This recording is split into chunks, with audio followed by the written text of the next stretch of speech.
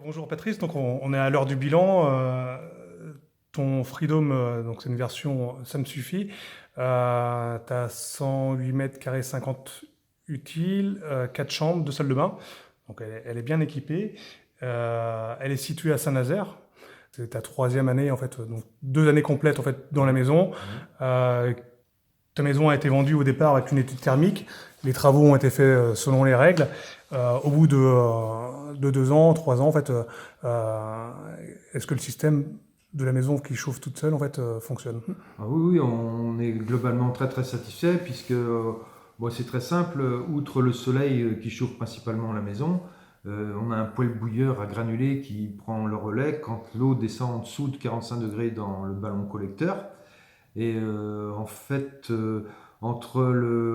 si on considère une année, on va dire en partant du mois de novembre jusqu'à octobre de l'année suivante, on a donc deux bilans complets, puisque pour l'hiver 18-19, c'est pas fait encore, mais pour les 2 années avant, la première année, on avait consommé exactement 80 euros, hein, j'arrondis, 80 euros de sacs de granulés de bois. Voilà. Donc pour l'eau chaude sanitaire et l'eau chaude chauffage.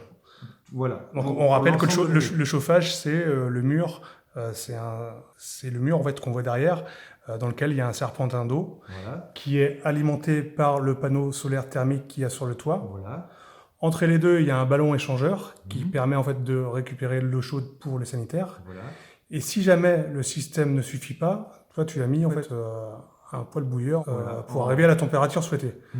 Donc toi, ta température souhaitée dans les pièces au nord, dans les pièces les plus basses, c'est... Alors le thermostat est dans la pièce la plus au nord, hein, c'est notre chambre, et donc il est asservi à 21 degrés. Donc on demande 21 degrés dans la maison, Au minimum. au minimum. Voilà. Et donc alors, et tu as quand même consommé en fait 80 euros la première année, La 100, première, 100 euros la deuxième année, ouais.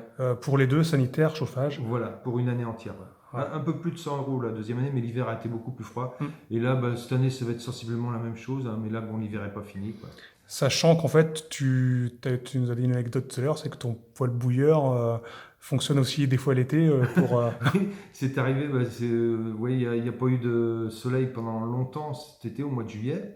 Et donc, compte tenu quand même du passage à la maison pas mal, les douches et la vaisselle, qui font que le poêle a démarré 2 fois cet été. Mais en fait, comme 90 à 95% de l'énergie fournie pour chauffer l'eau, heureusement, ça ne chauffait pas dans la pièce, quoi. D'accord. Pour revenir au bilan, le seul souci, si on peut parler d'un souci, c'est qu'au mois de mars, cette année particulièrement, le soleil étant pas au zénith, donc les débordés de toit sont pas suffisants pour faire de l'ombre sur les fenêtres. Et comme donc il y a eu du soleil au mois de mars, c'est pas mal. Pour la petite histoire, on a eu jusqu'à 27 degrés dans la maison, donc je suis désolé, mais on a été obligé de mettre un courant d'air pour refroidir la maison au mois de mars. Voilà. Ça, Alors, ça c'était en 2018, ça. Donc, en 2018. Et donc là, tu as trouvé une solution en fait, qu'on va peut-être appliquer sur toutes les maisons, c'est-à-dire qu'en Ouais.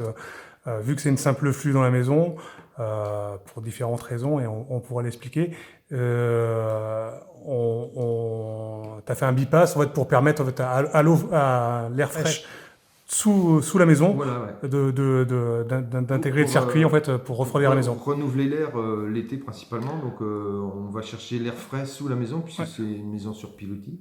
Et l'hiver, bah, c'est dans la serre que l'air est collecté, donc préchauffé. Là, cet après-midi, il faisait 6 degrés dehors et il faisait 14 degrés dans la serre. Donc l'air, au lieu de rentrer à 6 degrés dans la maison pour renouveler l'air, il rentrait à 14 degrés, quoi. Voilà. Et les panneaux solaires, ils donnaient quoi en fait, en sortie de pâte? À 47. Il chauffait à 47 degrés là, cet après-midi. Donc les panneaux solaires thermiques avec un temps semi-couvert en Couvert, fait. semi-couvert, et en fait le soleil ne brillait que depuis 3/4 d'heure, 1 heure. Ouais. Ouais. Donc on avait 47 degrés à l'entrée du ballon. En fait, en haut, on avait peut-être au-dessus, je crois. 53, non, c'est pas ça? Non, bien plus que ça. On avait 58. 58, ouais. Ouais. Donc ça fonctionne l'hiver en fait. Ah bah oui, Ouais, oui, ouais. oui, bah oui. Donc voilà. Donc alors toi, en fait, le souci que tu as, en fait, le principal, c'est au mois de mars, quand le soleil n'est pas assez haut, en fait, En ta mi-saison, maison peut avoir chaud. Que ce soit printemps principalement, où le soleil est peut-être un peu plus vif qu'à l'automne. Mais l'automne aussi, on a eu quelques surchauffes. Mais entre-temps, on a trouvé donc des systèmes de toiles extérieures pour se protéger des rayonnements quand le zénith est trop bas, quoi, pour être protégé par les capuces. Nous, on mettra peut-être des stores en fait, sur toutes les versions en fait, actuelles en fait, pour pouvoir pallier à ça en fait. En octobre, t'es la seule personne du quartier à avoir les fenêtres ouvertes, quoi. Ben oui, oui. Donc ça fait peut-être bizarre de dire ça, mais en dehors de ça, c'est le seul inconvénient, quoi. Donc quand je dis surchauffe, c'est pas vraiment des surchauffes, puisqu'il suffit d'ouvrir un peu et on régule l'air facilement, quoi. Tu regrettes? Ah non, alors, quand je pense qu'avant, dans une maison qui était sensiblement plus grande quand même, un petit peu, on vivait plus nombreux, mais on était plus près de 2000 € de consommation d'électricité par an. Là, quand on fait le bilan global, on est à moins de 500 € en toute énergie pour la maison par an, quoi. Et alors autrement, en fait, vous vivez bien dans cette maison? Bon, bah, elle est très agréable, elle est lumineuse, elle est spacieuse et surtout elle dégage une certaine sérénité, quoi. Donc dû à ses couleurs, ses matériaux, sa forme sans doute, tout ça joue que c'est très agréable d'y vivre. Tu conseilles? Ben, je comprends pas qu'on puisse s'en passer, c'est plutôt ça. Et franchement, ceux qui hésitent encore, c'est vraiment dommage, vous retardez le plaisir. Voilà, merci Patrice.